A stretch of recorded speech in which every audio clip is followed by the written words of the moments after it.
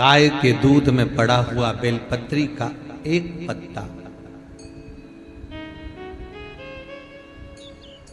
चांदी के पात्र में दूध हो गाय का, उसमें एक बेलपत्री का पत्ता पड़ा हो, और शिवरात्रि के दिन या तो दोपहर के 12 बजे या रात्रि के 12 बजे हाथ में लेकर अपने घर के चारों तरफ घुमाकर उसको ले जाकर अपनी कामना कर कर समर्पित कर देने से, उस दूध को, उस बेलपत्र को चढ़ा देने से, जैसे लिंग पुराण कहती है कि मनोकामना पूर्ण हो जाती है, उसी तरह हाथ के स्पर्श मात्र से उस शिवलिंग पर बेलपत्र का भाव समर्पित हो जाता है, मात्र स्पर्श मात्र से। धतूरे का बहुत अच्छा क्रम है महाराज, वो केवल शिवरात्रि के दिन करने का होता है। कहते हैं जिसका व्यापार ना चले, व्यवसाय ना चल रहा हो, बहुत ज्यादा कष्ट में जीवन निकल रहा हो और बहुत ही ज्यादा तकलीफ हो रही हो, तो धतूरे को हल्दी में डुबोकर शंकर भगवान को शिवरात्रि के दिन रात को 12 बजे समर्पित करें।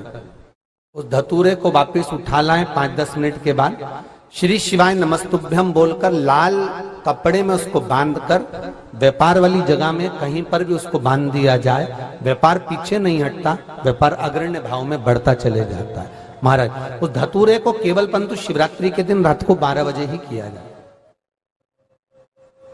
हल्दी में डुबोना पड़ता है। केवल 3 दिन ऐसे रहेंगे, 3 बार ऐसे रहेंगे, 3 तिथियां ऐसी रहेंगी, 3 समय ऐसा रहेगा जिस समय पर तेरे द्वारा निर्मित शूल को भी शिव धारण करेगा और जगत का कल्याण करेगा। 3 दिन, 3 तिथियां, 3 बार, 3 नक्षत्र, 3 घड़ी, 3 पल, जिसमें बाबा शूल भी धारण करते हैं। और शूल अकेले धारण नहीं करते महाराज, जो धतूरा होता है ना, दर्शन करें धतूरे के, कांटे कांटे सा होता है धतूरा, तो वो धतूरे के साथ में बाबा शूल धारण करते हैं, बेलपत्री के शूल को। ये बहुत बहुत आनंदमय कथा है महाराज जी, जिसके जीवन में हमेशा कांटे ही मिले हैं। बेटी बड़ी हुई तो घर में मायके में दुख देखा, और मायके से गई ससुराल में तो ससुराल में दुख देखा, ससुराल में भी दुख देखने के बाद में भी पति को बहुत कुछ काम खुलवाया, बहुत धंधे खुलवाए, नौकरी लगवाई, पर वो पति बार बार छोड़ कर आ गया, बार बार तकलीफ भोग रहा है, बार बार कष्ट भोग रहा है। फिर थोड़े दिन काम करता है, थोड़े दिन छूट जाता है, फिर व्यापार में बढ़ता है, फिर छूट जाता है, फिर कोई दुकान खुलवाई, थोड़े दिन अच्छी चली, फिर वापस वहीं घर पर आकर बैठ गया, अर्थात उसके जीवन में वो शूलता चल रही है। तो बाबा देवाधिदेव महादेव कहते हैं ये 3 घड़ी, 3 पल, 3 नक्षत्र, 3 समय, 3 दिन में जो शूल मुझे समर्पित करता है उसके जीवन से मैं शूल हटा देता हूं। वो 3 दिन लिखे स्कंद पुराण। बैसाख महीने में जो प्रदोष आती है, बैसाख के महीने में बहुत ध्यान से सुनना भाई, जो अपनी जिंदगी से बहुत तंग आ गए हो, परेशान हो गए हो, कष्टमय जीवन जी रहे हो, बहुत दुखी हो गए हो, उनके लिए ये स्कंद पुराण का चरित्र फिर मिले ना मिले, आप प्रेम से सुन लो भाव से। पहला, बैसाख महीने की प्रदोष,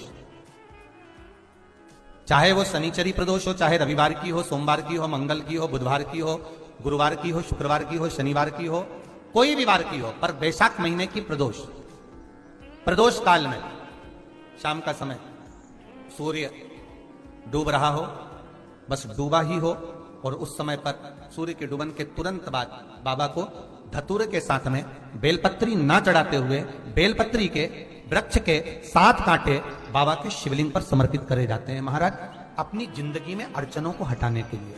फिर आप जिस व्यापार में उतरे, जिस व्यवसाय में उतरे, जिस नौकरी में उतरे, आप दिल से करें, आपको तरक्की मिलेगी, आप हार नहीं सकते, नीचे नहीं आ सकते, उन्नति पर ही चढ़ेंगे।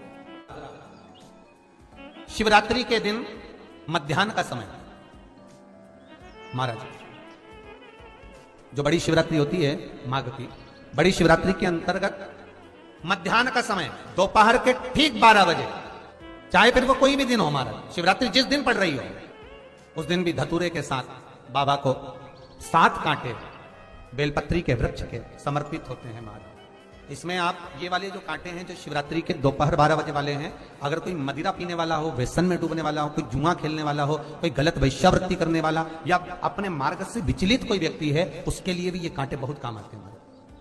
पार्वती, तेरे द्वारा तेरे नयन अश्रु से जो प्रगटा हुआ बेल का वृक्ष है, द्वितीय शूल मैं वहां धारण करता हूं, तृतीय शूल, तीसरा शूल, जो वर्णन करा गया। श्रावण के महीने का जो दूसरा सोमवार होता है, उस दूसरे सोमवार में रात्रि के समय पर, अर्थात शास्त्र अब घड़ी और पल का स्मरण करेंगे तो रात्रि के बजेंगे 10 से 12 बजे, 10 से 12 के बीच में धतूरे के साथ बाबा को शूल समर्पित होता है महाराज। ये भी हमारी बाधाओं को, हमारी तकलीफों को, व्यापार व्यवसाय के लिए, नौकरी सर्विस के लिए, बहुत सारे एग्जाम में आप बैठ लिए, गवर्नमेंट एग्जाम के लिए बैठ लिए, नहीं हो रहा, ये 3 बार मेरे शंकर को बेलपत्री के वृक्ष के शूल समर्पित होते हैं, उसका आनंद पाओ।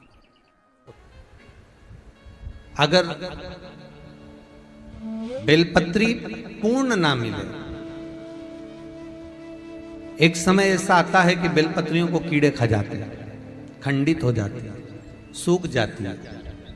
बेलपत्री पूर्ण ना मिले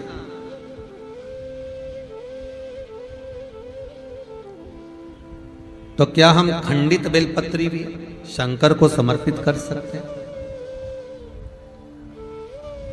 देखिए प्रश्न कितना सुंदर है उसका। प्रश्न केवल एक व्यक्ति के लिए ये प्रश्न नहीं होता, ये प्रश्न जो करे जाते हैं ये जग कल्याण के लिए, सभी के लिए।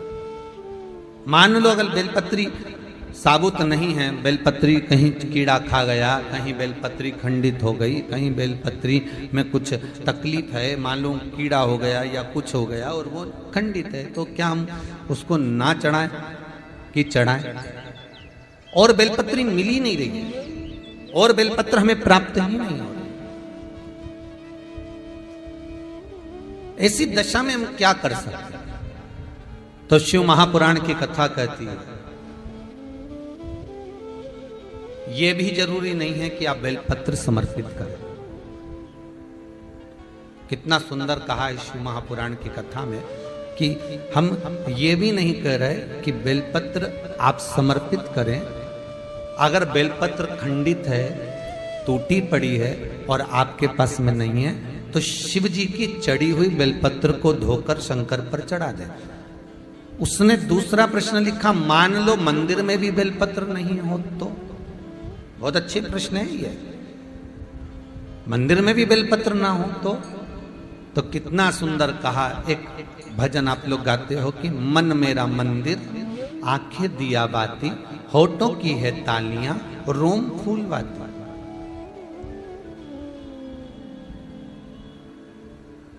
शिव महापुराण की कथा कहती है मान लो अगर ऐसे समय पर बेलपत्र नहीं है तो महाराज भगवान शंकर के शिवलिंग का दर्शन कर कर अपनी ये 3 उंगलियां शिव जी के शिवलिंग को समर्पित करो। कितनी उंगलियां?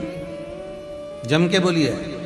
3 उंगलियां शंकर के शिवलिंग को समर्पित करिए और बाबा से निवेदन करिए, इसको हमारा बेलपत्र का भाव मानकर आप स्वीकार करिए। ओम नमः शिवाय, श्री शिवाय नमस्तुभ्यम या महामृत्युंजय का जाप करते हुए, गौरी शंकर का स्मरण करते हुए हाथ का स्पर्श कर कर बाबा को नमन करो, प्रणाम करो।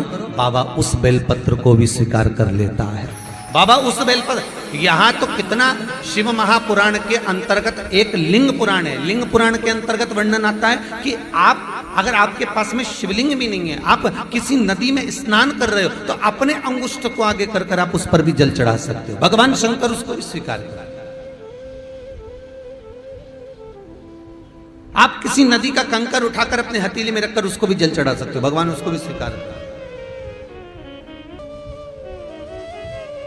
भगवान उसको भी ग्रहण कर ले, भगवान उसको भी स्वीकार कर।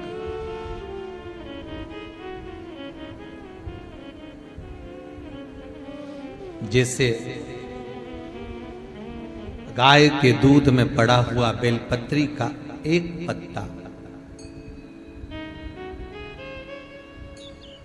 चांदी के पात्र में दूध हो गाय का, उसमें एक बेलपत्री का पत्ता पड़ा हो और शिवरात्रि के दिन या तो दोपहर के 12 बजे या रात्रि के 12 बजे हाथ में लेकर अपने घर के चारों तरफ घुमाकर उसको ले जाकर अपनी कामना कर कर समर्पित कर देने से, उस दूध को, उस बेलपत्र को चढ़ा देने से, जैसे लिंग पुराण कहती है कि मनोकामना पूर्ण हो जाती है, उसी तरह हाथ के स्पर्श मात्र से उस शिवलिंग पर बेलपत्र का भाव समर्पित हो जाता है। मात्र स्पर्श मात्र से।